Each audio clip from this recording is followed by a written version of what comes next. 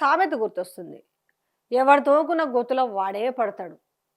So, ఇది చూస్తే ఇప్పుడు అర్థమవుతుంది. ఎందుకంటే 10 మంది ఎమ్మెల్యేలతో భారీ డ్యామేజ్ గురించి మాట్లాడాలంటే నిజంగా దీనివల్ల రేవంత్ రెడ్డికి గానీ, కాంగ్రెస్ పార్టీకి గానీ ఒక్క నాట్ పాయింట్ కూడా ఒక లాభం జరగలేదు. లాభం జరగకపోతే జరగకపోయిందిరా నాయన. కానీ మొత్తం డ్యామేజ్ అయిపోయిన పరిస్థితి కనపడుతుంది. దేనికి చేర్చుకున్నారు? ఒకవేళ మీకు 64 సీట్లు వచ్చినాయి. ఆల్రెడీ ఒక సిపిఐ సీట్ ఆల్రెడీ మీకు అలయన్స్‌లో కాబట్టి 65 ప్లస్ మొన్న బై ఎలక్షన్‌లో వచ్చిన దాంతో ఆల్మోస్ట్ 66 ఉన్నాయి. సరే అప్పటికి వీళ్ళని చేర్చుకునే సమయానికి 65, 64 ఉన్నాయి. ఒక సిపిఐది పక్కన పెట్టినా కూడా. అరే మనం ఎందుకు చేయాలి? ఆల్రెడీ ఇప్పుడు మనమే శుద్ధి బుద్ధి కబుర్లు చెప్తే శుద్ధపూస కబుర్లు చెప్పేసి పార్టీ మారిన రాళ్ళు పెట్టి కట్టాలి, వాళ్ళ ఇంటి మీద సావు డప్పు మోగించాలనేసి సభలలో ఒంటికాలతోటి లేచి తొడలు ఏమంటారు చూడు ఇరిగిపోయేలాక కొట్టుకొని సవాళ్ళు విసిరి ప్రతి సవాళ్ళు విసిరి అన్నీ చేస్తుంది. ఎల్లమైందయ్యా మళ్ళీ ఏమైందని అంటే సేమ్ మళ్ళీ ముందుకు వచ్చింది కథ. ఏమిటికి వాళ్ళని తీసుకున్నట్టు? పోనీ వాళ్ళ వల్ల ఇంచిత్ గౌరవం ఏమైనా పెరిగిందా?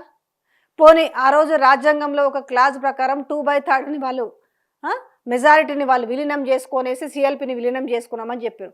పోనీ కుక్క కాటుకు చెక్క దెబ్బ అన్నట్టుగా టిట్ ఫర్ ట్యాక్ అంటారు కదా, పోనీ మీరు ఆ పనున్న చేసిరా మళ్ళా? సరే నయాన్నో భయాన్నో కాల్లో ఏళ్ళో మొక్కి, ఎందుకంటే అది చేతగాల. అంటే ఇక్కడ నేను ఇది ప్రోత్సహిస్తున్నాను కాదు, ఈ జరుగుతున్న జస్ట్ ఈ అంశం వరకు ఇప్పుడు నేను మాట్లాడుతున్నా. ఎందుకు అనంటే మనమే శుద్ధి బుద్ధి కబుర్లు చెప్తే శుద్ధపూస కబుర్లు చెప్పేసి వాడిని రాళ్ళతో కొట్టి సంపాలే దీంతో కొట్టాలి అనంటే ప్రతిపక్షంలో ఉన్నప్పుడు ఒక మనిషి, అధికార పక్షంలో ఉన్నప్పుడు ఒక మనిషి ఉండరు. ఇది ఏ పార్టీ వాళ్ళకైనా వర్తిస్తుంది. ఇది 10 మందిని చేర్చుకుంటుంది. ఒకసారి వచ్చినాం ఒకరు. ఎంత ఇజ్జతుపోయిన అంశం అంటే అరే నాయన మేము కాంగ్రెస్ పార్టీలో చేరలేదు అని చెప్పుకునే దుస్థితి వచ్చిందంటే ఇంకా ఈయన ఏం రాజకీయం చేసినట్టు? ఒక పవర్ఫుల్ లీడర్ అంటే ఏముండాలి? అరే నీ పార్టీకి వస్తే నిన్ను అంటి పెట్టుకొని ఎస్ మేము ఏదైనా సరే అయితే వస్తే వచ్చినాయి బై ఎలక్షన్స్, ఎస్ మేము మా కాన్స్టిట్యున్సీ అభివృద్ధి కోసం మేము వచ్చి చేరినామని మీరు చెప్పించేంత ధైర్యము లేదు, చెప్పేద్దాము వాళ్ళకు లేదు. అంటే ఏముంది ఇవాళ? పోనీ దీనివల్ల ఏమైంది? ఒకవేళ మీరు ఈ 10 మందిని కనుక చేర్చుకోకపోయి ఉంటే ఆనాడు బీఆర్ఎస్ పార్టీ చేర్చుకున్న విధానం ఉంది కదా, ఏదైతే రాజ్యాంగంలో క్లాజ్ ప్రకారమే చేర్చుకున్నారు. కానీ ఏమంటుండే చూసిన వాళ్ళ బీఆర్ఎస్లు చేర్చుకున్నారు కానీ ఇలా వీళ్ళు చేర్చుకోలేదని ఒక మంచి పేరైతే ఉంటుండే. ఇవాళ ఏముంది? రెంట్కి జడ్డ రేవడిలాగా అయిపోయింది పరిస్థితి. సుప్రీంకోర్టులో అర్హత పిటిషన్ అనగానే ఏమనుకున్నారు ఫస్ట్ కోర్టులు అంటే కోర్టులది ఏముందిలే భయ అది అయినాడు సచ్చిన్నాడు. ఎప్పుడొక్కలాగా ఉండవు పరిస్థితులు, ఎప్పటికప్పటికి మారుతుంటాయి అనేది మాత్రాన్ని సోయి మర్చిపోయారు, యాది మర్చిపోయి ఏం చేసిర్రు? కోర్టులలో ఏమీ కాదు మేము 5 ఏళ్ళు సుఖంగా లాస్ట్ వరకు చూసుకుందాంలో ఏమైందన్నారు. ఈడ ఒకవేళ సుప్రీంకోర్టు ధర్మాసనం మొట్టికాయలు కొడితే చాచి లెంపకాయలు కొడుతుంటే ఆడవాళ్ళు సిఎస్నే లెక్క చేయలేదు. సరే ఆమె వెళ్ళిపోయింది అనుకోండి, రిటైర్డ్ అయిందో ఏమో శాంతాకుమారి. ఆ కంచగచ్చి బౌలి విషయంలో అయితే తాత్కాలిక జైలు ఆడనే కొట్టి అలానే పెడతామని చెప్పింది. దాని తర్వాత ఇక్కడ వాళ్ళు స్పీకర్కి నోటీసులు ఇచ్చిరి, స్పీకర్ని అడిగితిరి, దాని తర్వాత అసెంబ్లీ కార్యదర్శికి నోటీసులు పంపించి ఇంత జరుగుతుంటే ఏమైంది? ఒంట్లో భయమైంది. పోనీ ఏదన్నా చేసి అయితే అయింది, ఏం కాదు చలో చూసుకుందాం, మీరేం భయపడకండి, ఎస్ మేము కాంగ్రెస్లో మారినామని చెప్పమని చెప్పే ధైర్యం ఉందా? నేను మిమ్మల్ని గెలిపించుకుంటా అని చెప్పే దమ్ముందా? అది లేదు. దమ్ము ధైర్యం వీళ్ళ భాషలోనే చెప్తున్నా, నా ఓన్గా వస్తున్నాయి కాదు. ఎందుకంటే పొద్దున్న లేస్తే దమ్ము ధైర్యం ఇట్లాంటి మాటలు చాలా వస్తుంటాయి కదా. సో ఇవాళ ఏమైంది? ఈ 10 మంది ఎమ్మెల్యేలతోటి ఏమైంది? ఇటు కాన్స్టిట్యున్సీలో ఇవాళ ఏంది పరిస్థితి? ఏడ చూసుకున్నాం మనం చూసిరు కదా, ఆ బండ్ల కృష్ణమోహన్ రెడ్డి కొట్టుకునే పరిస్థితికి వచ్చిందంట. ఆ మల్లూరు ఆయనను కొట్టినట్ట, ఈయన ఆయనను కొట్టినట్ట, ప్రోటోకాల్ పాటించకుండా ఇంకెవరినో సరితా తిరుపతమ్మని ఎవరినో వాళ్ళని ఎంకరేజ్ చేస్తున్న మల్లూరావు అనేసి ఇదంతా లొల్లిలొల్లయ్యి ఆఖరికి కారులోనే పొల్లుగా కొట్టుకునే పరిస్థితి వచ్చింది. ఇట్లా ఏమైందంటే వీళ్ళకి కూడా ఈ 10 మంది ఎవరైతే ఉన్నారు ఇప్పుడు ఈ 10 మందిలో కూడా ఒక్కరికన్నా కూడా కాన్స్టిట్యున్సీలో ఎవరన్నా ఆదరిస్తురా? ఇప్పుడు ఈ 10 మంది పరిస్థితి ఏముంది? 10 మంది పరిస్థితి క్వశ్చన్ మార్కు. ఎందుకు అనంటే అటు ఇప్పుడు సపోజ్ ఇక్కడ గూడెం మహిపాలరెడ్డి పటాన్ చెరువు ఉంది, అటు కాంగ్రెస్ వాళ్ళు రాణిస్తలేరు, పార్టీ మారినందుకు బీఆర్ఎస్ వాళ్ళు దూరం అయ్యారు. ఎవరున్నాడు? ఎవరు లేరు. ఒక సామెత మాట్లాడతాం తెలంగాణలో, ఉన్నది పోయింది ఉంచుకుంది పోయింది అనేసి. సరే ఈ మాట ఎందుకు వాడాల్సి వచ్చిందంటే వీళ్ళకి వాడాలి ఇప్పుడు ఆ మాటని.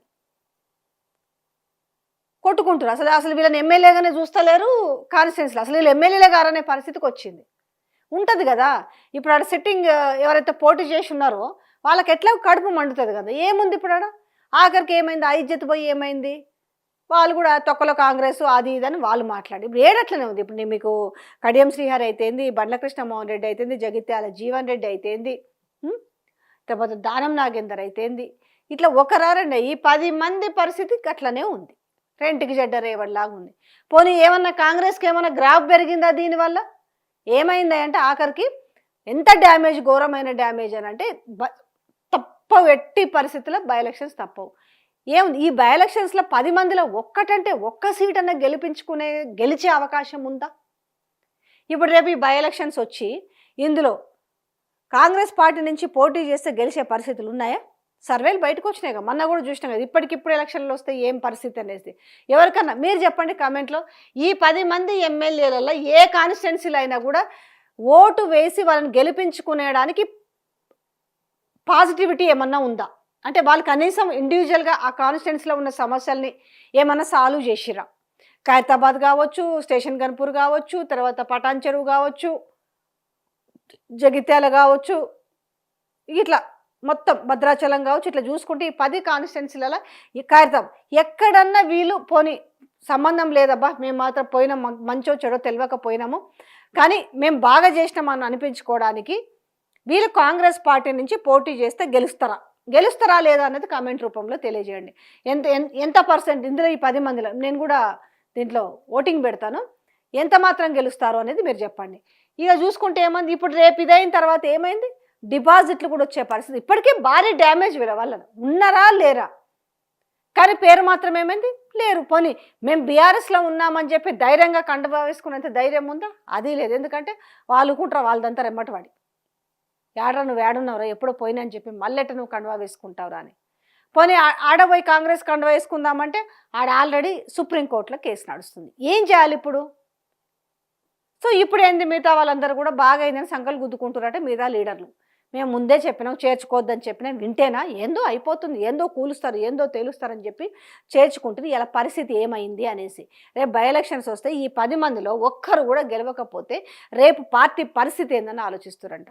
అసలు ఈ 3 ఏళ్ళు గవర్నమెంట్ ఉంటుందా? ఎవరి నోట్లో విన్న ఇదే మాట. ఎందుకు ఉండదు అని ప్రజలైతే ఇంకా 3 ఏళ్ళు ఉందా అని ప్రజలు అంటే ఎంత విరక్తి తెలుసా? ఇంకా 3 ఏళ్ళ అనే కాడ ఇక ఎవరిని వలకరిచ్చు. ఇంకా వాళ్ళకైతేనేమో కాంగ్రెస్ వాళ్ళకి అసలు 3 ఏళ్ళు ఉంటుందా?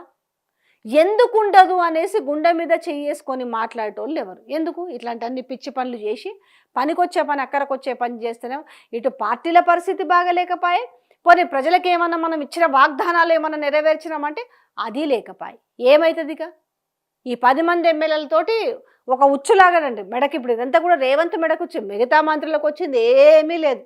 బాగా చెప్తా వాళ్ళ దుకాణాలు వాళ్ళు తెరుచుకుంటారు, వాళ్ళు సంపాదించుకుంటారు, అది అయిపోయింది. తర్వాత ఎట్లాగూ తెలుసు ఈ 3 ఏళ్ళన్నా మనం ఉంటామా లేవని. ఆయన కనీసం మీరు ఉండాలి అని కోరుకుంటుంది ఎవరు తెలుసా? కేసీఆర్ కోరుకుంటున్నారు.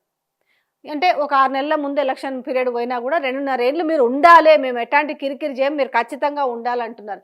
నాకు తెలిసి ఇప్పుడున్న పరిస్థితుల్లో ఇది కూలిపోతే బాగుండేమో అనుకుంటున్నారు వాళ్ళు కూడా. ఎందుకంటే పైసలు లేవు అని చెప్పి ఉద్యోగులకు జీతాలు లేవు, పెన్షన్లకు ఇవ్వడానికి లేవు, 1-2 చాంతాడని తెలుస్తూ పైసలు లేవంటారు.